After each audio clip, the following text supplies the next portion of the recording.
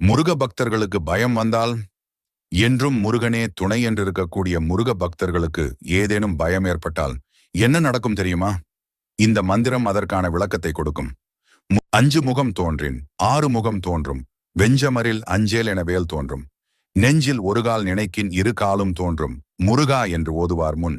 இதோட விளக்கம் என்னவென்றால், முருகா என்று ஓதுவார் மனதில் எப்பொழுதாவது அச்சம் வந்து தோன்றும் போது 6 முகம் தோன்றும்.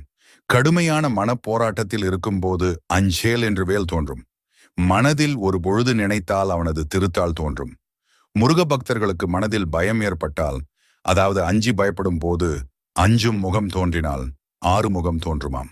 மனதில் ஏதேனும் கலக்கம் ஏற்பட்டால் அஞ்சேல், அதாவது பயப்படாதே என்று முருகனின் கையில் இருக்கும் வேல் தோன்றும். நெஞ்சில் ஒரு கால் நினைத்தால் 2 காலும் தோன்றும். யார் முன்னே தோன்றும்? முருகா என்று ஓதுவார் முன். ஒரே ஒரு நிமிஷம்